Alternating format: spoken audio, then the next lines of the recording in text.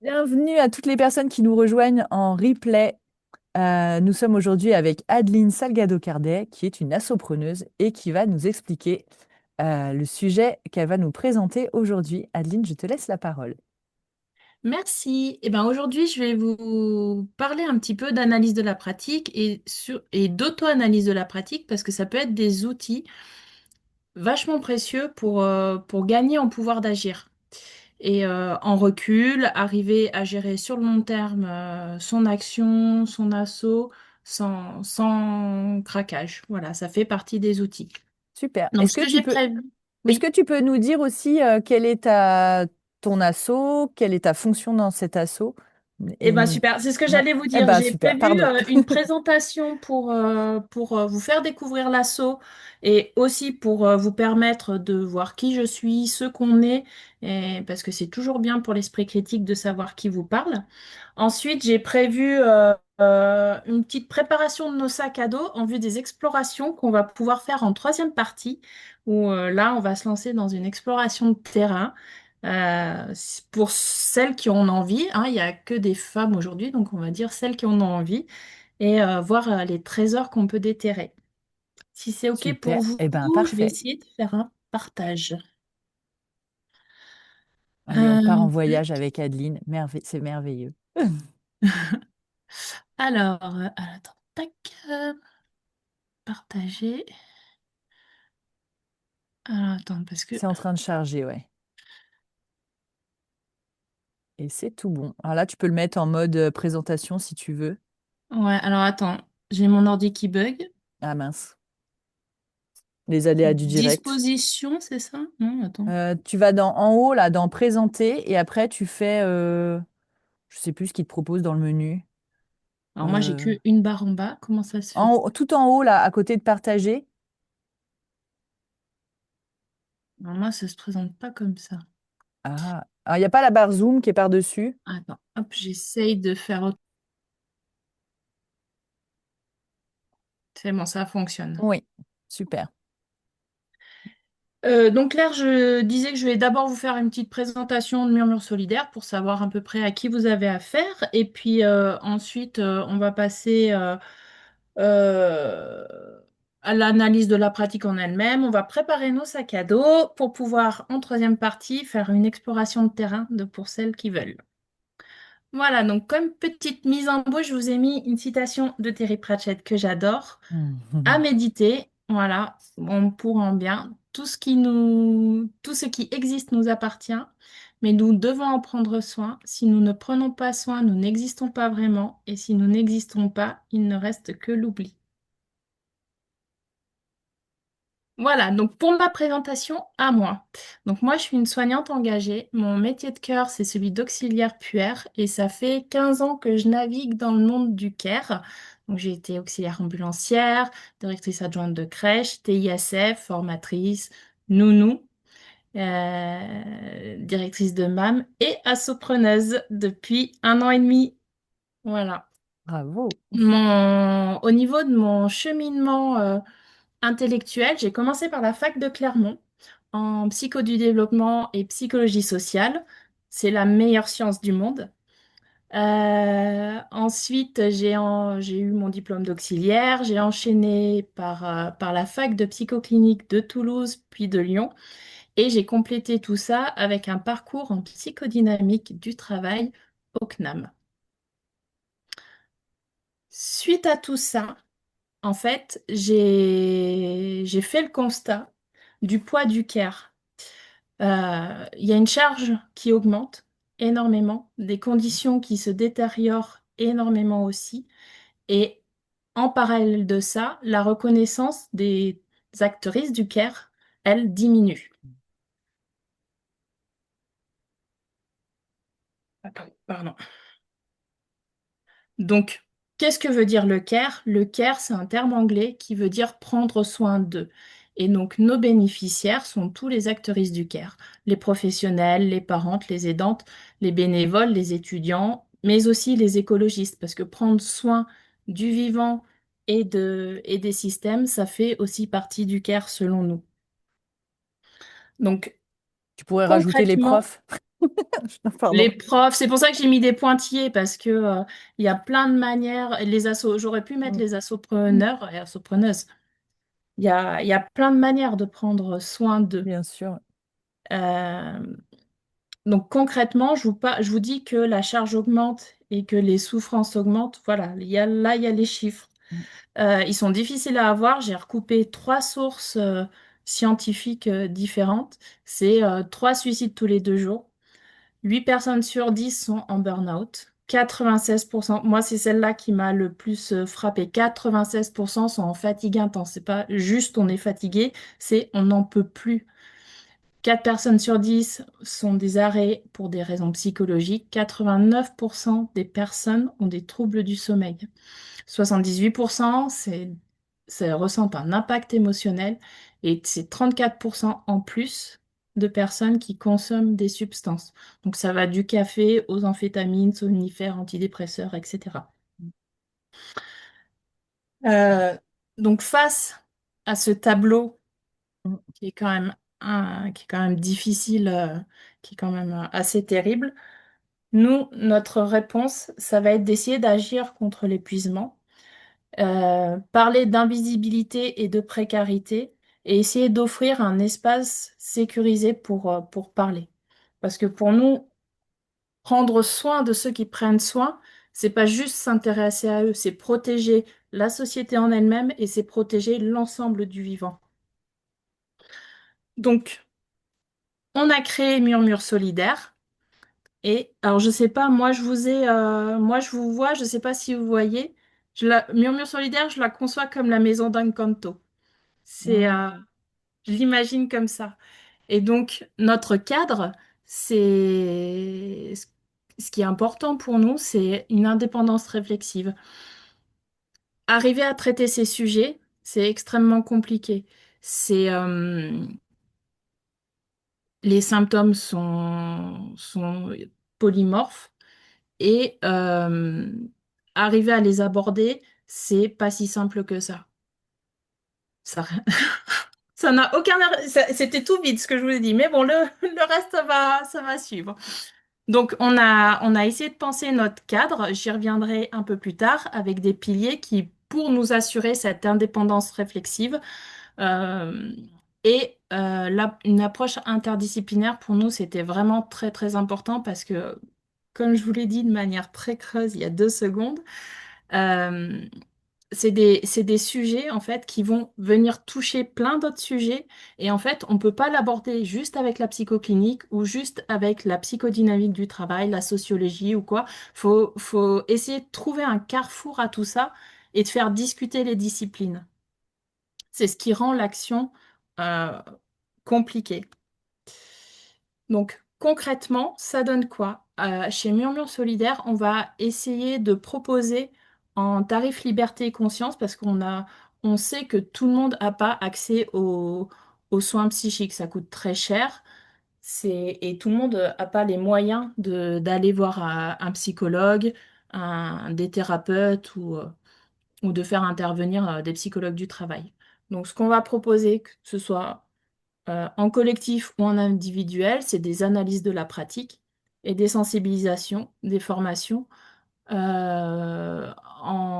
Sur cette lignée d'éducation populaire, j'essaye de nourrir un Instagram pour pouvoir donner, pour pouvoir transmettre tout ce que je sais et que ça puisse être réutilisé par les gens au fur et à mesure. Et on va proposer aussi des psychothérapies. Donc, nos axes méthodologiques, ça va être la psychodynamique du travail. Psychodynamique, ça veut dire les liens dynamiques qu'il y a dans notre cerveau, dans notre psychisme et celui des autres, et dans tout ce groupe, le psychisme de tout ce groupe, avec la société en elle-même. Tout ça se répond et donc c'est dynamique. On se base aussi énormément sur toutes les thérapies situées, parce que quand une personne est en souffrance, quand une personne euh, vit un trauma, en fait, c'est pas juste la personne et elle-même qui est en souffrance, en fait, c'est tout un système. Les thérapies narratives, ce que j'adore, c'est que c'est quelque chose qui est vachement poétique. Et l'idée, c'est de se dire, on a plein de récits qui nous traversent, qui sont aidants, soutenants ou qui nous tirent vers le bas, qui nous rendent malades. Mais on essaye de décortiquer tous ces récits et on va, on va se donner la possibilité, la personne va se donner la possibilité de choisir avec quel récit elle a envie de se raconter. Les thérapies féministes, c'est pareil, c'est une approche qui est très utile pour penser les traumas, parce que quand il y a une souffrance qui est vécue, que ce soit du harcèlement, que ce soit Sexisme au travail. voilà, les souffrances au travail, en fait, elles ont toujours besoin d'être replacées dans un contexte. Et on a besoin toujours de dézoomer. Et c'est ça notre principe, essayer de toujours dézoomer. Pareil, sur ce principe de dézoomer, l'ethnopsychiatrie et la sociologie clinique, ça va être deux approches qui vont être hyper complémentaires pour se poser la question, euh, ok, moi je pense ça, j'ai ces théories-là, ces concepts-là, bah, ces concepts-là, ces théories-là, ils se placent dans quoi? Dans quel contexte? Quand est-ce qu'ils ont été faits? Est-ce qu'ils sont soumis au patriarcat? Est-ce qu'ils sont soumis au capitalisme? Etc. Pour toujours avoir cette indépendance réflexive. Et il y a une question, c'est quoi thérapie située? C'est Alors, d'illustration avec un cas concret ou de... Pardon? C'est quoi thérapie située? Tu as donné deux exemples. C'est que c'est ces deux exemples-là toujours ou c'est... C'est deux ou... exemples vraiment typiques. Par Hmm, exemple, un ok. traumatisme, quand euh, on va prendre l'exemple du harcèlement. Le harcèlement, on pense souvent que c'est d'une personne à une autre personne. En fait, le harcèlement, c'est une dynamique. C'est jamais juste une personne face à une autre personne. C'est autour de ce harcèlement va se créer tout un système. Il va y avoir le ou les harceleurs, parce que souvent il y en a plusieurs. Celui qui va vraiment faire l'action, qui va vraiment harceler. Et puis il y aura toute la cohorte des suiveurs qui vont venir jeter leurs pierres dedans. Et il y a aussi tous ceux qui ne diront rien. Donc, en fait, une personne qui souffre de harcèlement, des conséquences d'un harcèlement, en fait, il faut qu'il puisse décortiquer tout ça. Parce que si je prends la posture de c'est juste un tel qui harcèle une telle, en fait, il y a tout un aspect de l'histoire qui ne sera pas conscientisé. Et ça ne peut pas réparer la personne. Parce qu'il y a tout un tas de petits mots, de petits gestes ou de regards d'évitement qui font eux aussi trauma. Est-ce que c'est plus clair? Hmm, Donc situer, c'est ça, c'est situer dans l'ensemble et moi aussi être situé. La ok. neutralité, j'y crois pas. Hmm, C'est moi, quand je vous parle euh, de ma position. Je suis une femme franco-portugaise, je suis soignante. J'ai fait des années d'études parce que j'adore les bancs de la fac, le café dégueulasse et les sièges pas confortables. C'est tout ça. Et quand moi je vais parler avec vous, que je vais lire le matériel que vous allez me donner, c'est cette personne-là qui va le lire. Ça serait une autre personne, elle aurait une analyse, une lecture totalement différente. ok. Est-ce que c'est important? Pourquoi? Parce que ça permet aussi à la personne de se réapproprier son jugement critique. Pour moi, ça, c'est vraiment essentiel dans une société où on nous empêche de réfléchir, se dire, voilà, maintenant, je te donne toutes les clés, celle que j'ai en tout cas, pour pouvoir exercer ton jugement critique. Si tu as des questions, vas-y, on pose. Et il y aura toujours des impensés. Ben, on va les penser ensemble. Hmm, hmm. Voilà, c'était un peu long. Mais est-ce que j'ai répondu Ok. à la question? Oui, oui, la personne qui avait posé dans le chat, est-ce que c'est bon?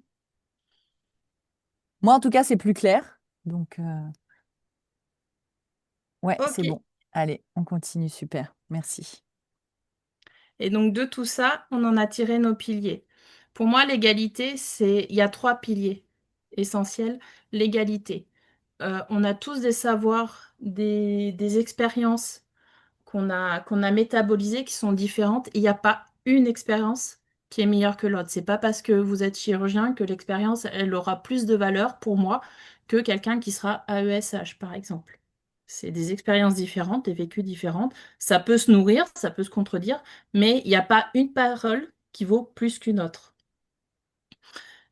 Le respect, c'est cette égalité, ça fait aussi partie du respect. Respecter aussi la parole des soignants, c'est quelque chose, moi en tant que soignante, je l'ai vécu. Une parole déconsidérée, euh, minimisée, c'est ce qui empêche aussi de parler. Les soignants, pour moi, ils parlent, mais ils parlent pas à tout le monde, parce que tout le monde n'est pas capable d'accueillir cette parole-là et, euh, et de respecter cette parole-là. Et il y a des trucs extrêmement touchy qui peuvent être dits. On peut parler d'euthanasie, on peut parler d'avortement, etc. C'est difficile d'en parler. Pourquoi c'est difficile d'en parler? Parce que c'est des choses qui sont difficiles à entendre. Donc, pour pouvoir s'exprimer librement, il faut respecter cette parole-là. Et le troisième pilier, c'est la confidentialité.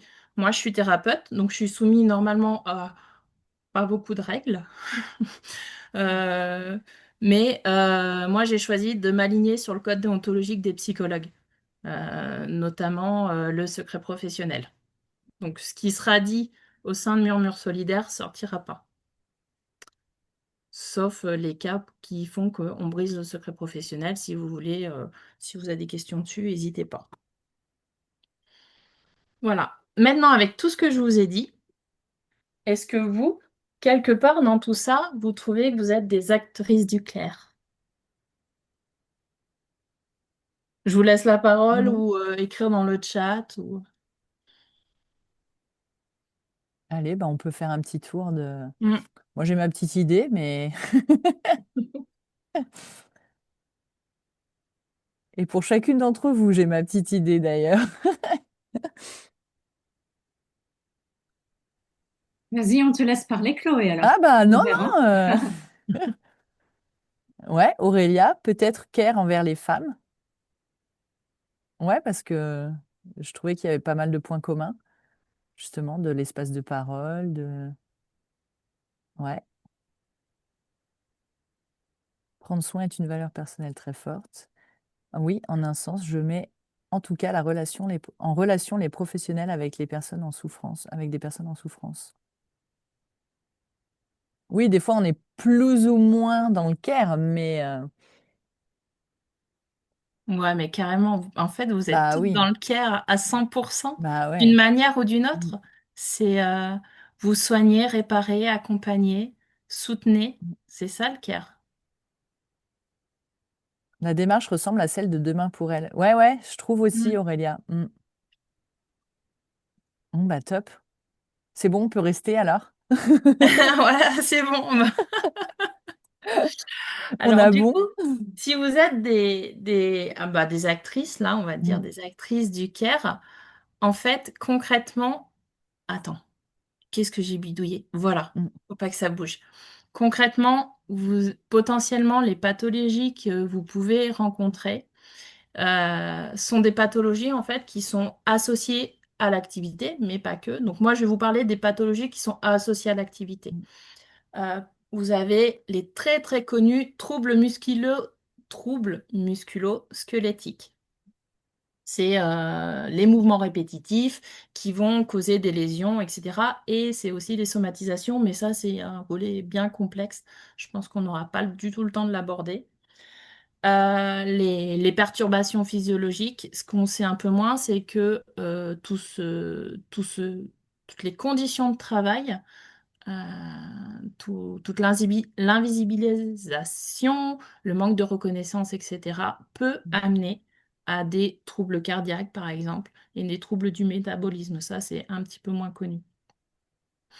Il y a la fatigue compassionnelle, c'est le fait de donner de la compassion, donner, donner, donner, et ça peut créer des états d'hypervigilance, des troubles de l'humeur, de, des souvenirs envahissants et des comportements d'évitement.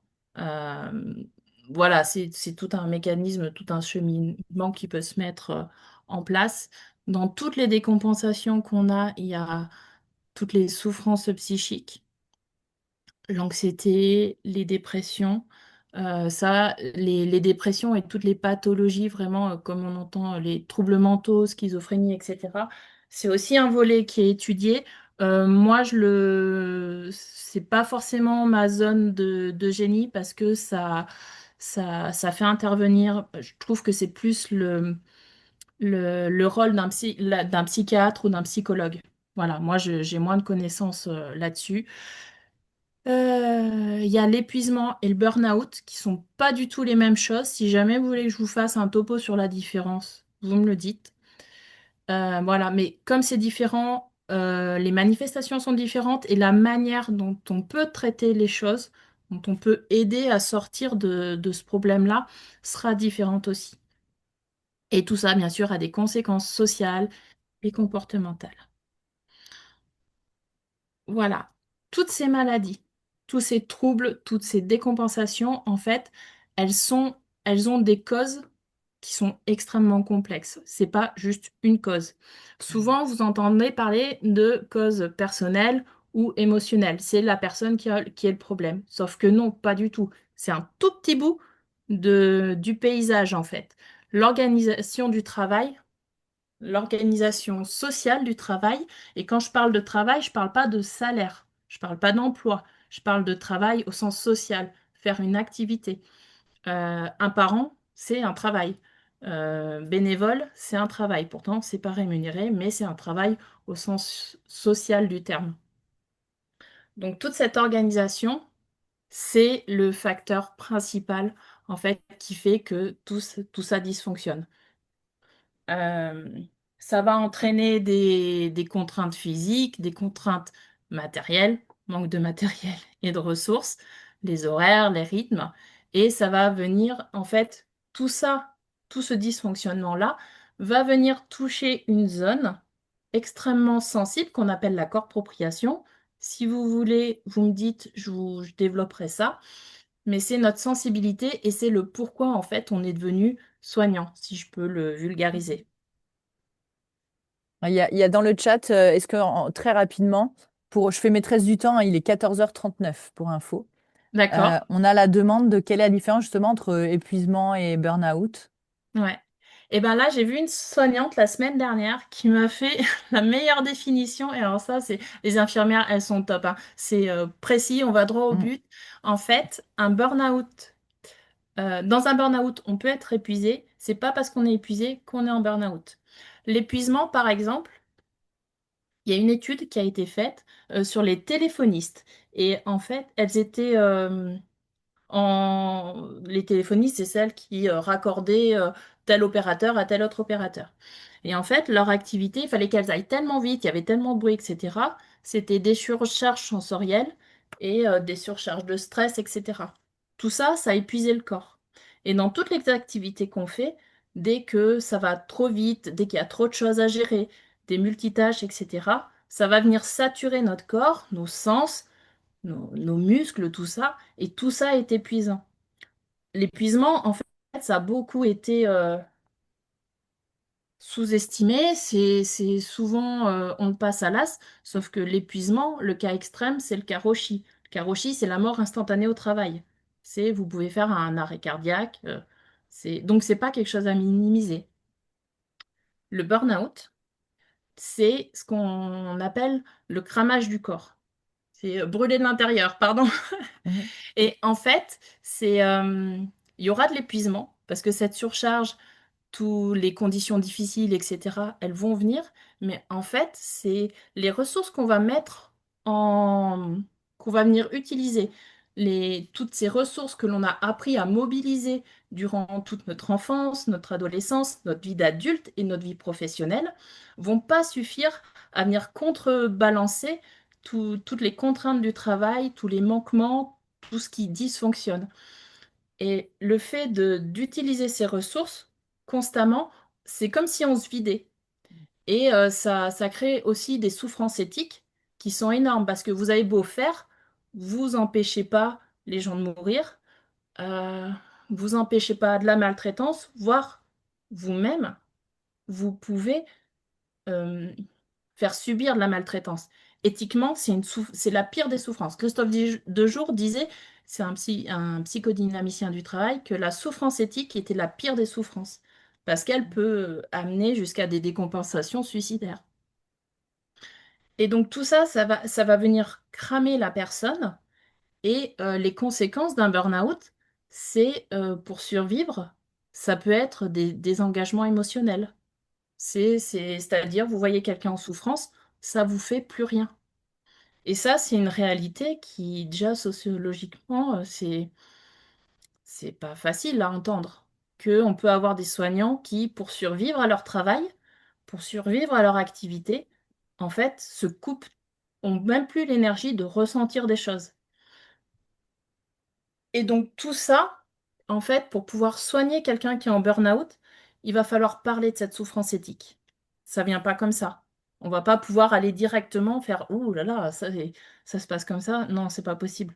Il va falloir faire beaucoup de détours et la réparation, elle va être très longue. Beaucoup plus, selon moi, qu'un simple entre guillemets épuisement ou le fait de sortir la personne d'un système qui est trop qui qui le dépasse, qui sensoriellement est trop compliqué, etc., euh, va permettre de redescendre et de faire reposer le corps. Le repos, ça suffit pas. Pardon, c'était très long, j'espère que... Non, Et non. j'espère que j'ai répondu à la question. Oui, oui, c'est très clair. Merci, Adeline. Voilà, donc maintenant, on va passer à la préparation de notre après-midi. Et donc, ensemble, ce qu'on peut faire. Euh, Moi, ce que je vous propose pour la séance de cet après-midi, c'est de considérer qu'on est des explorateurs. Et on va aller explorer le problème de bon, qui aura envie qu'on aille explorer son problème. Cette posture de l'explorateur, en fait, c'est de se dire, on va être tout un groupe à aller se balader dans le problème, la psyché, l'organisation de quelqu'un. Et c'est cette personne, en fait, qui va être le chef de groupe. Et nous, on est juste là pour être ces petites mains. On va aller farfouiller euh, en posant des questions euh, pour aider la personne à aller explorer son territoire. Donc moi, ce que j'aime bien faire, c'est, mais vous n'êtes pas obligé de le faire, pour ceux qui ont envie, c'est de se dire, OK, comment j'imagine le territoire à explorer? Est-ce que c'est une maison? Est-ce que c'est un village? Est-ce que c'est un paysage, une forêt? Ça aide un petit peu à rentrer dedans. En tout cas, ce qui est important, c'est de se dire, voilà, il y aura un chef de file, c'est celui qui va nous raconter son histoire. Et nous, on est là pour le suivre, l'accompagner, poser des questions et que lui puisse explorer vraiment son territoire. Comment on va faire cette exploration? En fait, c'est là que vient la thérapie narrative, la méthode narrative. On va aller explorer les récits. Dans tous les récits, dans chaque problème, il y a une part, ça sera une part du roman national. Une autre part, ça sera les récits institutionnels. Après, les mythes collectifs, ceux d'équipe ou de l'entourage proche. Puis, le conte familial. Et enfin, on intervient nous. Il y a nos propres récits à nous, notre autobiographie. Si c'était linéaire, ça serait simple. En fait, dans le psychisme, c'est jamais linéaire. C'est entre tous ces récits, il y aura plein de ponts dans tous les sens, de choses qui vont se répondre. Donc, démêler tout ça, c'est pas aussi simple que quelque chose de linéaire. Euh, pour cet après-midi, ce qui peut nous aider, comme en plus, enfin, ces récits, chaque récit est extrêmement dense. On va pas pouvoir aller tout explorer. Donc, on va se dire, on va en explorer qu'un, en fait, à chaque fois. Et donc, lequel on va choisir. Moi, ce que je vous propose, comme c'est une première fois où on se voit, c'est euh, c'est un cadre particulier. En fait, on peut essayer de se dire, au lieu d'être, soit on part, la personne nous donne un cas où on peut vraiment partir d'elle et on essaye de dézoomer un maximum.